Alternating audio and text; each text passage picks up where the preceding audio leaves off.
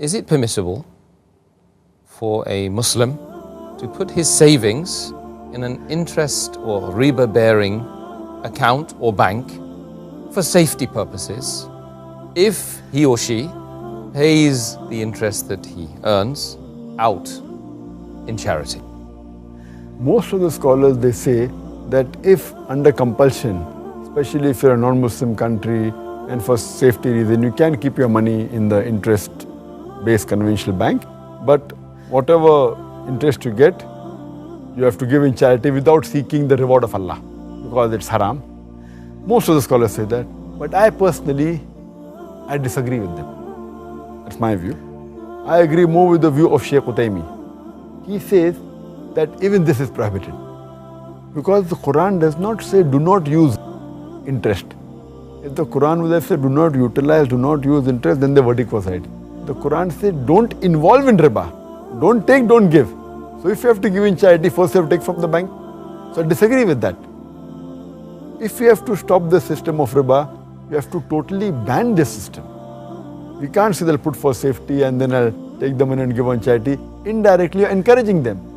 Because the moment you open an account which has got interest, you are signing and giving them permission that you are agreeing with interest, with riba. That itself is a sin. So Allah's curse will be on you. Allah and Rasul will wage a war against you. Because I ask this question and I say to these people who say that you can put in the bank and give in charity, that suppose I deal in drugs, in cocaine, in brown sugar, and suppose I invest $1 million. Every month I make a profit of $1 million, and the complete profit I give in charity to the poor people. When I asked, is it allowed? They said, no, it's haram. I said, why? Because dealing in drugs, cocaine, brown sugar is haram. So when dealing in drugs, cocaine, brown sugar is haram, riba is a bigger haram. Because if you deal in riba, Allah and His Rasul will wage a war against you. So when you're giving me permission to keep in the bank and deal with riba for a bigger sin, surely you should give me permission for a smaller sin. So therefore I disagree that if they really want to keep for safety, they can very well keep in an Islamic bank. Or as a last resort, they can keep in a current account. There are some accounts in the bank which are accounts which don't give interest. They call it current account. There's no interest at all in that. That as a last resort you can keep, but only keep that money which is required for rolling, because I know that being in different countries, like in India, in UK, you have to deal with checks, etc.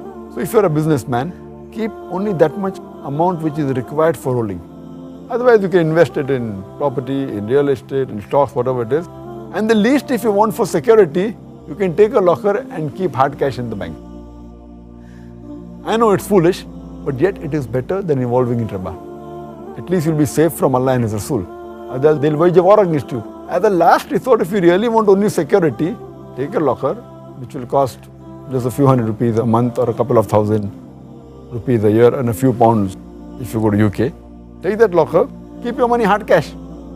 Declare it to the government, no problem, but keep hard cash if you really want security.